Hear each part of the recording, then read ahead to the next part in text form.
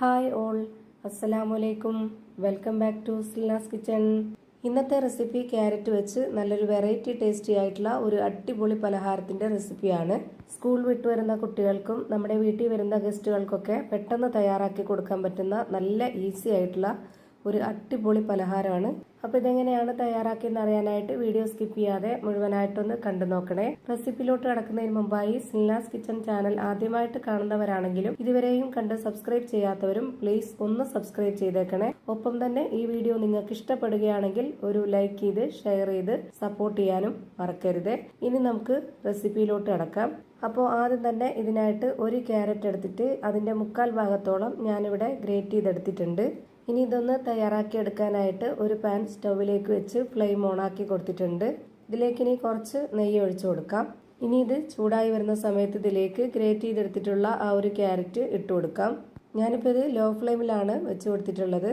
ഇനി ഇതിലേക്ക് ചിരകിയ തേങ്ങ ചേർത്ത് കൊടുക്കണം. എന്നിട്ട് ഇത് രണ്ടും കൂടെ നന്നായിട്ടൊന്ന് വഴറ്റിയെടുക്കണം. ലോ ഫ്ലെയിമിൽ ഇട്ട് കൊടുത്ത് ഇത് നന്നായിട്ടൊന്ന് ഇളക്കി കൊടുക്കുന്നുണ്ട്.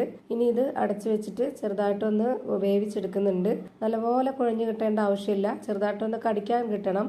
ആ ഒരു പരുവത്തിലാണ് ഇതിനെ വേവിച്ചെടുക്കേണ്ടത്. ഞാനിപ്പോൾ ഇതിലേക്ക് ഇട്ട് കൊടുത്തിട്ടുള്ള തേങ്ങ ഒരു 1/4 മുറി തേങ്ങയാണ്. ഇനി ഇതൊന്ന് അടച്ചു വെച്ച് 2 മിനിറ്റോളം വേവിച്ചെടുക്കാം. ഇതിനി വെന്ത് വരുന്ന സമയമാകുമ്പോഴേക്ക് ഒരു കാര്യം കൂടി ചെയ്യാനുണ്ട്. അപ്പോൾ അതിനായിട്ട് ഒരു പാത്രം എടുത്തിട്ട് അതിലേക്ക് ഞാനിവിടെ 4 കോഴിമുട്ടയാണ് പൊട്ടിച്ചൊഴിച്ചു കൊടുക്കുന്നത്. ഈ ഒരു ക്യാരറ്റിന് വേണ്ടിയാണ് ഞാൻ ബാക്കിയുള്ള എല്ലാ ഇൻഗ്രീഡിയൻസിന്റെ അളവും പറയുന്നത്.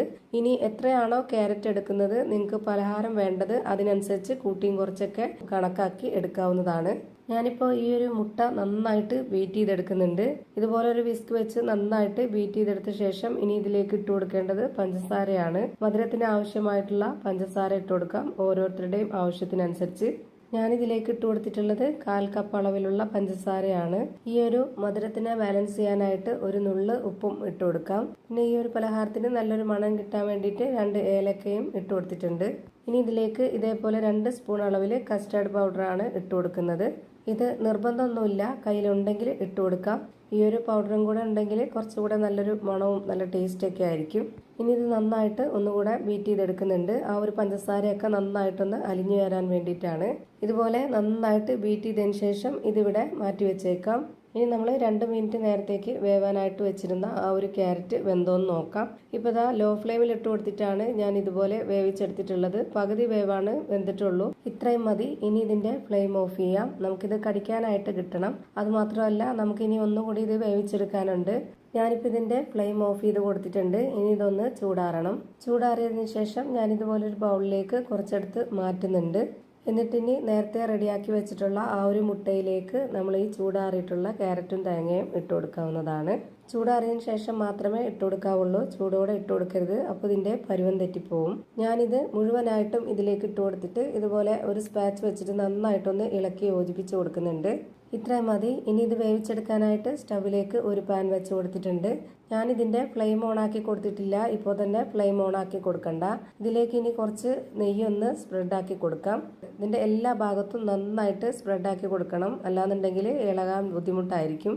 ഇത്രയും മതി. ഇനി നമുക്ക് ഇതിലേക്ക് റെഡിയാക്കി വെച്ചിട്ടുള്ള ആ ഒരു മിക്സ് മുഴുവനായിട്ടും ഒഴിച്ചു കൊടുക്കാം. ഇത് വെന്ത് കിട്ടാനായിട്ട് ഒരുപാട് സമയമൊന്നും വേണ്ട, വളരെ പെട്ടെന്ന് തന്നെ വെന്ത് കിട്ടുന്നതാണ്. കേക്കിന്റെ മൗൾഡിൽ ഒഴിച്ച് ബേക്ക് ചെയ്തെടുക്കണം എന്നുള്ളവർക്ക് അങ്ങനെയും ചെയ്തിട്ടെടുക്കാം. എങ്ങനെ വേവിച്ചെടുത്താലും നല്ല ടേസ്റ്റി ആയിട്ടുള്ള ഒരു പലഹാരമാണ്. ഇനി ഇതിന് മുകളിലേക്കായിട്ട് നേരത്തെ മാറ്റി വെച്ചിട്ടുള്ള ആ ഒരു ക്യാരറ്റിന്റെയും തേങ്ങയുടെ മിക്സ് ഇട്ട് കൊടുക്കുന്നുണ്ട്. ഇത് നിർബന്ധമൊന്നുമില്ല, ഇത് നല്ല ഷേപ്പായിട്ടിരിക്കാനാണ്. ഈ ഒരു ക്യാരറ്റിന്റെയും തേങ്ങയുടെയും ആ ഒരു വെയിറ്റ് കൊണ്ട് നമ്മളിത് നല്ലപോലെ പൊങ്ങാതെ നല്ല കറക്റ്റ് ഷേപ്പിൽ കിട്ടും. അതിനു വേണ്ടിയാണ് ഇത് ഇട്ട് കൊടുത്തിട്ടുള്ളത്. മുട്ട മാത്രമായതുകൊണ്ട് പതഞ്ഞ് പൊങ്ങി വരുമ്പോൾ അതിന്റെ ഷേപ്പ് ആകൃതിയൊക്കെ വ്യത്യാസം വരും. അപ്പോൾ കാണാൻ വീഡിയോയ്ക്ക് ഒരു ഭംഗി ഉണ്ടാവില്ല. അതുകൊണ്ടാണ് ഇത് മുകളിലേക്ക് ഇട്ട് കൊടുത്തിട്ടുള്ളത്. ഇനി ഇതിന്റെ ഫ്ലെയിം ഓൺ ആക്കി കൊടുക്കാം. ലോ ഫ്ലെയിമിൽ ഇട്ട് കൊടുത്തതിന് ശേഷം ഒരു 15 മിനിറ്റ് നേരത്തേക്ക് വേവിച്ചെടുക്കാം. നല്ല കറക്റ്റ് ഷേപ്പിലാണ് വെന്ത് കിട്ടിയിട്ടുള്ളത്. അതിനു വേണ്ടിയാണ് അങ്ങനെ ചെയ്തു കൊടുത്തിട്ടുള്ളത്. പിന്നെ നമുക്കിതിന്റെ മുകളിലേക്ക് അണ്ടിപ്പരിപ്പോ മുന്തിരിയോ അങ്ങനെ എന്തെങ്കിലുമൊക്കെ ഇട്ട് കൊടുക്കണമെന്നുണ്ടെങ്കിൽ നെയ്യിൽ താളിച്ചിട്ട് അതും ഇട്ട് കൊടുത്ത് വേവിച്ചെടുക്കാവുന്നതാണ്. അപ്പോൾ എങ്ങനെ ചെയ്തെടുത്താലും നല്ല ടേസ്റ്റി ആയിട്ടുള്ള ഒരു അടിപൊളി പലഹാരമാണ്.